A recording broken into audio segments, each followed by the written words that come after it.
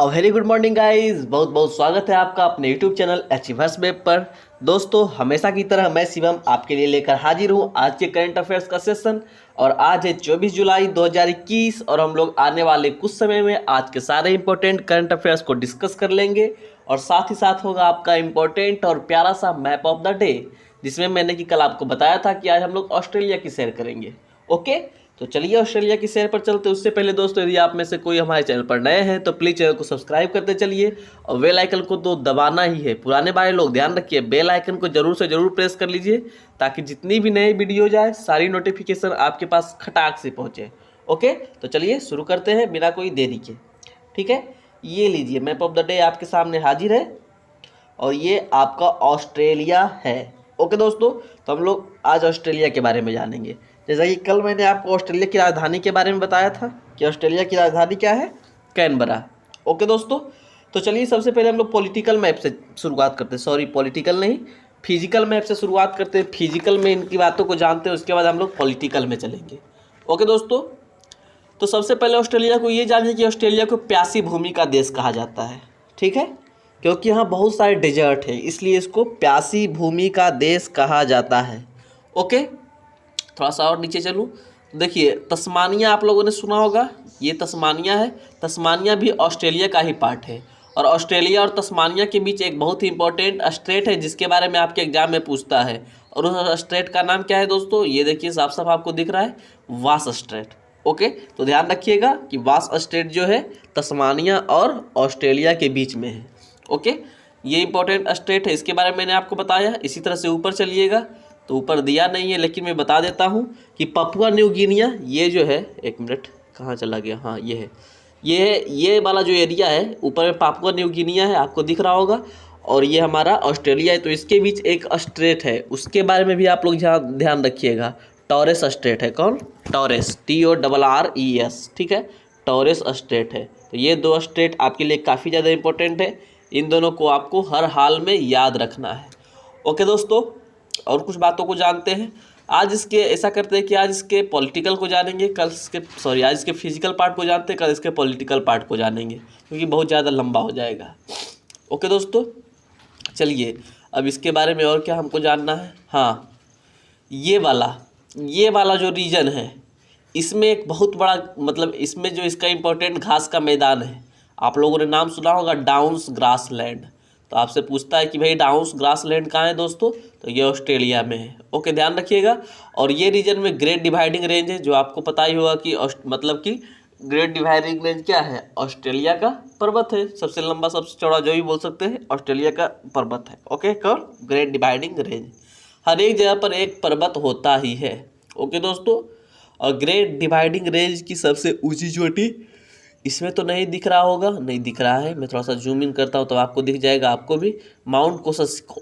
Okay, कोसुस्किको, हाँ जो भी है, माउंट कोसस्को है ग्रेट डिवाइडिंग रेंज की सबसे ऊंची चोटी है, आप लोग ध्यान रखिएगा।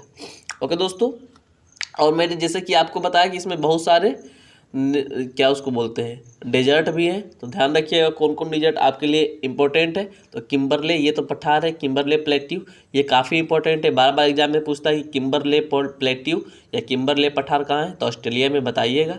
फिर एक तनामी डिजर्ट, ये भी काफ़ी ज़्यादा इंपॉर्टेंट है, बस खाली नाम एक बार सुन लीजिए। ग्रेट सैंडी डिजर्ट है, गिब्सन डिजर्ट है, ग्रेट विक्टोरिया डिजर्ट है। ओके, तो ये सारा काफ़ी इंपॉर्टेंट आपके लिए दोस्तों, और बहुत सारा सिर्फ डिजर्ट ही डिजर्ट है। सिम्पसन डिजर्ट है। ओके, एक और डिजर्ट है जिसके बारे में लिखा नहीं है। ओके, तो इतना सारा डिजर्ट है दोस्तों। हाँ, अब थोड़ा सा मैं चलता हूँ। लेक ईरी जो है दोस्तों, ऑस्ट्रेलिया का सबसे बड़ा लेक है। ये जो आपको लेक ईरी दिख रहा है ना, जो चीज़ सामने आते जाएगा उसके बारे में हम लोग जानते चलेंगे। तो लेक ईरी जो है ऑस्ट्रेलिया का सबसे बड़ा लेक है, जो कि मगरमच्छ के लिए फेमस है दोस्तों। ओके, अच्छा कुछ और बातों को हम लोग जानेंगे। ये जो ग्रेट विक्टोरिया डिजर्ट है ना दोस्तों, इसके आसपास मेरिनो ऊन वाला भेड़ पाया जाता है। क्या? मेरिनो ऊन वाला भेड़, जो कि काफ़ी फेमस है। ओके, और जो सबसे नीचे में है ये रेंज में, इसमें सवाना ग्रासलैंड इसको कहते हैं। ओके, और जो कि बस सवाना ग्रासलैंड है, इसको बिना वृक्षों का मैदान कहा जाता है, सिर्फ ग्रासलैंड है, यहाँ कोई वृक्ष नहीं है। तो इतनी सारी बातों को आप लोग ध्यान रखिएगा, इंपॉर्टेंट बहुत सारा है। कल हम लोग बात करेंगे ऑस्ट्रेलिया के फिजिकल पार्ट की, ओके, क्योंकि ऑस्ट्रेलिया में बहुत सारी बात है जो इसमें 2-3 कंट्री तो पढ़ना ही है, इसलिए आराम आराम से पढ़ते हैं। तो आज ऑस्ट्रेलिया की फिजिकल का बात हो गया, कल ऑस्ट्रेलिया की पॉलिटिकल की बात करेंगे। जितनी बातें बताया हूँ ध्यान रखिएगा, काफ़ी ज़्यादा इंपॉर्टेंट सारी बातें हैं, ओके, ठीक है ना दोस्तों। ग्रेट डिवाइडिंग रेंज की बात मैंने कर ली, डाउन्स ग्रासलैंड की बात कर ली, जिसे पार्कलैंड ऑफ ऑस्ट्रेलिया कहा जाता है। एक पॉइंट और बात करेंगे, उसके बाद हम लोग चलेंगे पहले क्वेश्चन की ओर अपना। ये जो है दोस्तों ग्रेट बैरियर रीफ है ना, ये भी काफ़ी इंपॉर्टेंट है। ये विश्व की सबसे बड़ी रीफ है जो कि अंडर वाटर गार्डन के नाम से भी फेमस है। आप लोग देखिएगा, कभी फोटो गूगल पर सर्च कीजिए ग्रेट बैरियर रीफ, तो आपको काफ़ी खूबसूरत नज़ारा देखने में आएगा, एकदम लगेगा एक्वेरियम जैसा, ओके। तो इतनी सारी बातें हम लोग कल जानेंगे ऑस्ट्रेलिया के पॉलिटिकल फील्ड के बारे में, तो ध्यान रखिएगा। चलिए अब शुरू करते हैं। उम्मीद है दोस्तों अब तक आप लोगों ने लाइक के बटन को ज़रूर दबा दिया होगा। किसी भी तरह से दोस्तों कुछ भी करिए, लाइक के बटन ज़रूर से ज़रूर दब जाना चाहिए, और शेयर भी हो जाएगा साथ साथ ही, ऐसा मुझे विश्वास है पक्का। चलिए पहले प्रश्न की ओर चलते हैं, देखते हैं क्या पहला प्रश्न है कि टोक्यो ओलंपिक उद्घाटन समारोह में राष्ट्रों की परेड में भारत किस नंबर पर था। What India was at which number in the parade of nations at the Tokyo Olympic opening ceremony। दोस्तों कल आप लोगों ने ज़रूर से ज़रूर टोक्यो ओलंपिक में भारत की परेड को देखा होगा, या आप लोग सिर्फ क्रिकेट देखने में लगे हुए थे, कमेंट करके ज़रूर बताइएगा, ओके। तो भारत का जो था 25वां नंबर की रैंकिंग था। आप लोगों ने देखा होगा कि भारत जो है काफ़ी एकदम शानदार तरीके से अपना परेड कर रहा था, ओके। देख कर दिल खुश हो गया दोस्तों, आप लोगों का भी ज़रूर दिल खुश हुआ होगा। चीयर फॉर इंडिया कीजिए, उम्मीद करता हूँ कि इस बार भारत बहुत ज़्यादा गोल्ड ला सके, ओके। चलिए देखते हैं कि कौन कौन थे ये दोनों। आपको तो दिख रहे होंगे दोस्तों साफ साफ, मैं पहले भी बताया था लेकिन फिर से जान लीजिए कि ये जो मेन ध्वजवाहक थे, ओके, एक हॉकी वाले मनप्रीत सिंह थे और एक कौन थी, मैरी कॉम थी, ओके। तो दोनों को ध्यान रखना है आपको बस, कि कौन सा ध्वजवाहक था, ये आपके लिए ज़्यादा इंपॉर्टेंट हो जाता है। तो आप जानते इधर लिखा हुआ भी वो होगा कुछ कि टोक्यो ओलंपिक के उद्घाटन समारोह में राष्ट्र की परेड में भारतीय दल ईरान गणराज्य के पीछे 25वें स्थान पर रहा, ओके। भारतीय ध्वजवाहक मुक्केबाज मैरी कॉम और फील्ड हॉकी खिलाड़ी मनप्रीत सिंह थे, ठीक है भाई। चलते हैं अगले प्रश्न की ओर कि टोक्यो ओलंपिक 2020 के लिए कौन सा समूह IOA के प्रायोजकों में से एक के रूप में शामिल हुआ है। Which group has joined as one of IOA's sponsor for Tokyo Olympics 2020। आपके ऑप्शन है रिलायंस, टाटा ग्रुप, भारतीय एयरटेल और अडानी ग्रुप। इस प्रश्न का सही उत्तर है दोस्तों option number D, Adani group, okay. भारतीय ओलंपिक संघ, इंडियन ओलंपिक एसोसिएशन ने 23 जुलाई 2021 को घोषणा की कि उसने 2020 टोक्यो ओलंपिक और भविष्य के लिए एक प्रायोजक के रूप में अडानी समूह को शामिल किया है, ठीक है भाई। MPL स्पोर्ट्स फाउंडेशन ने पहले टोक्यो ओलंपिक खेलों में भारत के लिए प्रमुख प्रायोजक होने के लिए भारतीय ओलंपिक संघ के साथ एक प्रायोजन समझौता किया था, ओके। और बाकी आप लोग यदि ट्विटर कभी चलाते हैं तो हैशटैग टीम इंडिया लिखिएगा ना, तो आपको ये वाला लोगो आ जाएगा इमोजी के रूप में, ठीक है ना। चलिए दोस्तों नेक्स्ट प्रश्न की ओर चलते हैं। यदि आप में से यदि कुछ लोग ट्विटर चलाते होंगे तो हैशटैग चीयर फॉर इंडिया का यूज करते हुए जरूर से ज़रूर चीयर अप कीजिएगा, ठीक है ना। चलिए अगला है कि किस देश ने दुनिया का सबसे बड़ा कार्बन बाजार लॉन्च किया है। Which nation has launched world's largest carbon market. आपके ऑप्शन है रसिया, जापान, चाइना, US। और इस प्रश्न का सही उत्तर है option number C, China, okay. China ने दोस्तों दुनिया का सबसे बड़ा कार्बन बाजार लॉन्च किया है। दुनिया के सबसे बड़े ग्रीन हाउस उत्सर्जक चीन ने आखिरकार अपनी पहली राष्ट्रीय उत्सर्जन व्यापार योजना शुरू की है। 16 जुलाई 2021 को चीन के द्वारा कार्बन बाजार की शुरुआत की गई, जिसमें शंघाई में कारोबार 48 युआन प्रति टन कार्बन की कीमत पर हुआ। देखिए दोस्तों, कार्बन का सबसे ज़्यादा उत्पादक या फिर कह लीजिए वायु प्रदूषण सबसे ज़्यादा कौन करता है, चीन ही करता है। तो उसने इसके क्षेत्र में कुछ सुधार के लिए पहला कार्बन बाजार लॉन्च किया है। बस सिंपल सा बात याद रखिएगा और कुछ ज़्यादा है नहीं। नेक्स्ट प्रश्न की ओर चलते हैं कि दुनिया का पहला 3D प्रिंटेड स्टील ब्रिज किस शहर में खोला गया है। World's first 3D printed steel bridge and opened up in which city. आपके ऑप्शन है एम्स्टर्डम, बीजिंग, टोक्यो और सिडनी। इस प्रश्न का सही उत्तर है दोस्तों ऑप्शन नंबर है एम्स्टर्डम, ओके। दुनिया का पहला 3D पेंटेड स्टील पैदल पुल 15 जुलाई को एम्स्टर्डम शहर में ओडेजिर्स आचटर बर्गवाल नहर पर खोला गया था। वाह। नीदरलैंड की रानी मैक्सिकमा ने पुल के उद्घाटन समारोह में भाग लिया। तो दोस्तों नीदरलैंड में पहला 3D प्रिंटेड स्टील ब्रिज खोला गया है जो कि पैदल पुल है, ठीक है दोस्तों, ध्यान रखिएगा, नीदरलैंड के एम्स्टर्डम में। नेक्स्ट प्रश्न है दोस्तों कि IMF के अनुसार 2021 के लिए वैश्विक विकास दर लगभग कितने प्रतिशत रहेगी। काफ़ी इंपॉर्टेंट प्रश्न है दोस्तों, खासकर बैंकिंग एग्जाम्स के लिए। Okay, according to the International Monetary Fund the global growth rate for 2020 will be around 8%। आपके ऑप्शन है 4%, 8%, 6% और 9%। और इस प्रश्न का सही उत्तर है दोस्तों option number C, 6%। Okay, IMF ने बताया है दोस्तों कि 2021 के लिए वैश्विक विकास दर लगभग 6% रहेगी। ओके, IMF की प्रबंधक निर्देशक कौन है भाई? क्रिस्टालिना जॉर्जीवा, आप लोग को पता ही होगा, ने कहा कि जब तक कोविड-19 टीकाकरण की गति नहीं बढ़ जाती तब तक आर्थिक सुधार में कमी आएगी। अप्रैल के महीने में IMF ने अनुमान लगाया था कि 2021 के लिए वैश्विक विकास दर 6% तक पहुंच जाएगी। जॉर्जीवा ने कहा कि विकासशील देशों में टीकों तक पहुंच की कमी के साथ साथ कोविड-19 वायरस के डेल्टा संस्करण के तेजी से प्रसार से आर्थिक सुधार की गति धीमी होने का खतरा है। सिंपल सा बात है दोस्तों कि लगभग 6% का अंदाजा लगाया गया है, लेकिन यदि थर्ड वेव आता है तो ये घट भी सकता है। ओके, नेक्स्ट प्रश्न है कि दोस्तों कि हाल ही में किस देश ने स्पेस राइस की अपनी पहली फसल की कटाई की है। Which country has recently harvested it's first crop of space rice. आपके ऑप्शन से जापान, चीन, नेपाल और भारत। ऐसा काम ज़्यादा से ज़्यादा चीन करता है, तो चीन इस प्रश्न का सही उत्तर है। बाकी इसके बारे में जानते हैं कि हाल ही में चीन ने स्पेस राइस की अपनी पहली फसल की कटाई की है। चीन ने नवंबर में चांग-ई 5 मिशन के तहत 23 दिवसीय चंद्र यात्रा के दौरान चावल के बीज भेजे थे। ठीक है भाई, ब्रह्मांडीय विकिरण और शून्य गुरुत्वाकर्षण के संपर्क में आने के बाद लगभग 40 ग्राम वजन वाले इन बीजों पर चीन के अंतरिक्ष प्रजनन अनुसंधान केंद्र में अनुसंधान किया जा रहा है। ओके, चीन 1987 से चावल और अन्य फसलों के बीज अंतरिक्ष में ले जा रहा है और उस पर अनुसंधान कर रहा है। ठीक है, तो ये बात है, चीन ऐसा काम करने में लगा हुआ है। या भाई हमको नीचे से भी कोई ज़रूरत नहीं, ऊपर ही ऊपर हम अपना अनाज पैदा करेंगे, ऊपर ही खा पी लेंगे। चलिए नेक्स्ट है कि भारत की युवा पहलवान तनु ने कितने किलो भार वर्ग में कैडेट विश्व चैंपियनशिप का खिताब जीता है।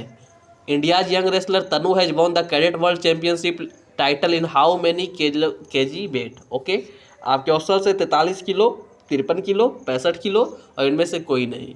और इस प्रश्न का सही उत्तर दोस्तों ऑप्शन नंबर है 43 किलो भार वर्ग में ये जो तनु है, इन्होंने दोस्तों कैडेट विश्व चैंपियनशिप का खिताब अपने नाम कर लिया है। ठीक है दोस्तों, कहाँ भाई? तो बेलारूस, नहीं सॉरी, नीचे थोड़ा सा पढ़ता हूँ तो समझ में आएगा साफ साफ कि तनु ने 22 जुलाई को देर रात हुए मुकाबले में एक भी अंक नहीं गंवाते हुए 43 किलो वर्ग में खिताब अपने नाम किया। उसने फाइनल में बेलारूस का वालेरिया मिकिसिच को मात दी। सिंपल सा बात है, ध्यान रखिएगा कि कैडेट विश्व चैंपियनशिप का खिताब किसने जीता है भाई? तो युवा पहलवान तनु ने, जो कि 43 किलो भार वर्ग में जीते हैं। चलिए नेक्स्ट प्रश्न की ओर चलते हैं कि 23 जुलाई को हर वर्ष क्या मनाया जाता है, मतलब कल हर वर्ष क्या मनाया गया। आपके ऑप्शन है राष्ट्रीय प्रशासन दिवस, चंद्रशेखर आज़ाद की जयंती, बाल गंगाधर तिलक की जयंती। तो भाई दोस्तों 23 जुलाई को इनमें से सारी चीज़ मनाई जाती है, राष्ट्रीय प्रशासन दिवस, चंद्रशेखर आज़ाद और बाल गंगाधर तिलक की जयंती। ओके, मैं आज़ाद हूँ और आज़ाद रहूँगा, ये है चंद्रशेखर आज़ाद। सारों को सत सत नमन। अब अगला है प्रश्न है दोस्तों कि the stranger in the mirror किस व्यक्ति की आत्मकथा है। The stranger in the mirror is the autobiography of which person. आपके ऑप्शन से राकेश ओम प्रकाश, अजय के पांडे, अनुभव अग्रवाल और इनमें से कोई नहीं। और इस प्रश्न का सही उत्तर है दोस्तों ऑप्शन नंबर है राकेश ओम प्रकाश। ओके, राकेश ओम प्रकाश की आत्मकथा है the strange in the mirror. Okay दोस्तों, नेक्स्ट प्रश्न की ओर अब चलते हैं कि केंद्र सरकार ने किस केंद्र शासित प्रदेश में 750 करोड़ रुपए लागत से बनने वाले केंद्रीय विश्वविद्यालय को मंजूरी प्रदान कर दी है। In which union territory the central government has approved a central university to be set up at a cost of Rs 750 crore. इस प्रश्न का सही उत्तर है दोस्तों जम्मू कश्मीर, मणिपुर, लद्दाख, ये आपके ऑप्शन है। और सही उत्तर है दोस्तों लद्दाख, जैसा कि इस वर्ष के बजट में भी घोषणा की गई थी कि लद्दाख में केंद्रीय विश्वविद्यालय की स्थापना होगी, तो इसी के लिए 750 करोड़ रुपये की लागत से बनने वाली विश्वविद्यालय को मंजूरी मिल गई है। ओके, जब बजट में आ ही गया था तो मिलना तो था ही। चलिए नेक्स्ट प्रश्न है कि किस देश का कैरियर स्ट्राइक ग्रुप ने भारतीय नौसेना के साथ बंगाल की खाड़ी में समुद्र अभ्यास शुरू किया है। Which country's carrier strike group has started a maritime exercise with the Indian Navy in the Bay of Bengal. आपके ऑप्शन है रूस, यूके, फ्रांस और यूएस। और इस प्रश्न का सही उत्तर है दोस्तों UK, United Kingdom, option number B. Okay, पहली बार यूनाइटेड किंगडम के कैरियर स्ट्राइक ग्रुप 2021 जिसका नेतृत्व HMS क्वीन एलिजाबेथ कर रहे हैं भारतीय नौसेना के साथ जटिल समुद्री अभ्यास कर रहे हैं। ओके दोस्तों, तो ध्यान रखिएगा कुछ बातों को कि पहली बार कैरियर स्ट्राइक ग्रुप में भारतीय नौसेना के साथ बंगाल की खाड़ी में समुद्र अभ्यास किया जा रहा है। ओके, और ये जो यूनाइटेड किंगडम की कैरियर स्ट्राइक ग्रुप है, जैसा कि मैंने बताया, जिसका नेतृत्व जो HMS क्वीन एलिजाबेथ कर रही है, ये जहाज़ का नाम है दोस्तों, ठीक है, ये नहीं कि कोई आदमी है। ओके दोस्तों, नेक्स्ट प्रश्न है कि 23 जुलाई को किस दिवस के रूप में मनाया जाता है।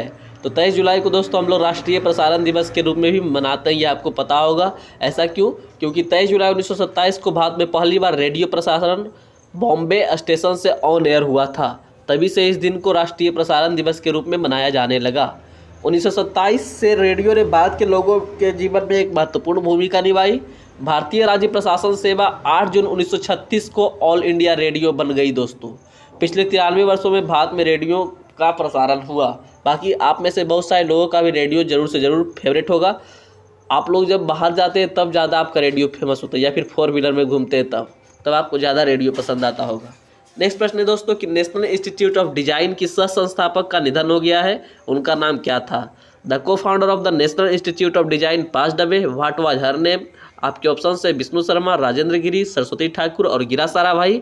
इस प्रश्न का सही उत्तर है दोस्तों ऑप्शन नंबर डी, गिरा साराभाई। ओके, गिरा साराभाई इस प्रश्न का सही उत्तर है। ठीक है, तो गिरा साराभाई जो कि नेशनल इंस्टीट्यूट ऑफ डिजाइन की को ऑनर थी, उनका निधन हो गया दोस्तों। ओके, राष्ट्र में डिजाइन शिक्षा की अग्रदूत ने कई अन्य संस्थानों की स्थापना में महत्वपूर्ण भूमिका निभाई और कला एवं वास्तुकला के क्षेत्र में भी उल्लेखनीय योगदान दिया है। थोड़ा सा ध्यान रखने वाला प्रश्न है। चलिए नेक्स्ट प्रश्न की ओर चलते हैं कि हाल ही में किस भारतीय निशानेबाज ने पेरू में चल रहे पैरा स्पोर्ट्स कप में विश्व रिकॉर्ड बनाया है? विच इंडियन शूटर है recently created a world record in the ongoing para sports cup in Peru? आपके ऑप्शन है हिना सिंधु, अपूर्वी चंदेला, रूबीना फ्रांसिस और अंजलि भागवत। और इस प्रश्न का सही उत्तर है दोस्तों option number C, Rubina Francis. Okay, तो रूबीना फ्रांसिस दोस्तों पैरा स्पोर्ट्स कप में विश्व रिकॉर्ड बनाया है निशानेबाजी के फील्ड में। ओके दोस्तों, और इन्होंने स्वर्ण पदक जीता है, इसीलिए विश्व रिकॉर्ड बन गया 10 मीटर एयर पिस्टल में।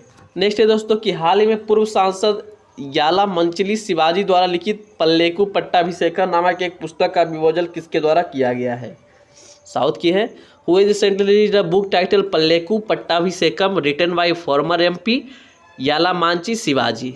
ओके भाई, आपके ऑप्शन से नरेंद्र मोदी, M वेंकैया नायडू, राजनाथ सिंह और अमित शाह। और इस प्रश्न का सही उत्तर है दोस्तों ऑप्शन नंबर बी, हमारे उपराष्ट्रपति M वेंकैया नायडू। ओके, यह पुस्तक ग्रामीण भारत और कृषि पर आधारित है।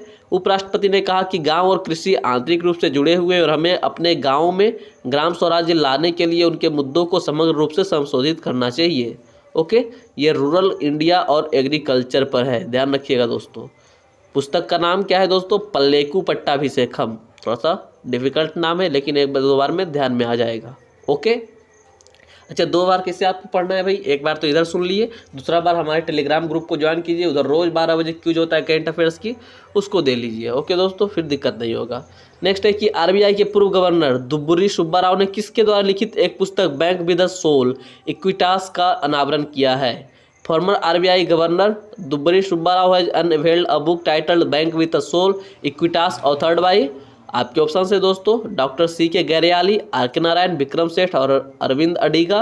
और इस प्रश्न का सही उत्तर है दोस्तों option number A, doctor CK Garyali. Okay, इनके द्वारा एक पुस्तक लिखा गया है bank with the soul equitas, जिसका अनावरण RBI के पूर्व गवर्नर दुब्बुरी सुब्बा राव के द्वारा किया गया है। ठीक है दोस्तों, ये था हमारा आज का सेशन। अब हम लोग चलते हैं question of the last day की और देखते हैं क्या था।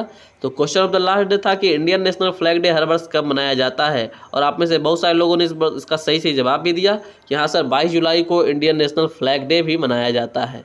ओके, तो इसी तरह से आप लोग जवाब देते रहिए। मैंने कल एक प्रश्न और पूछा था कि हमारे राष्ट्रध्वज के डिजाइन करता कौन है, लेकिन आप में से बहुत सारे किन्हीं ने इस प्रश्न का जवाब नहीं दिया। कोई नहीं, आज यदि मन करता है तो आज इसका जवाब जरूर से जरूर दीजिएगा। ओके दोस्तों, नेक्स्ट है कि संयुक्त राष्ट्र की कर समिति में किस भारतीय को शामिल किया गया है? ये आपका आज का क्वेश्चन ऑफ द डे है।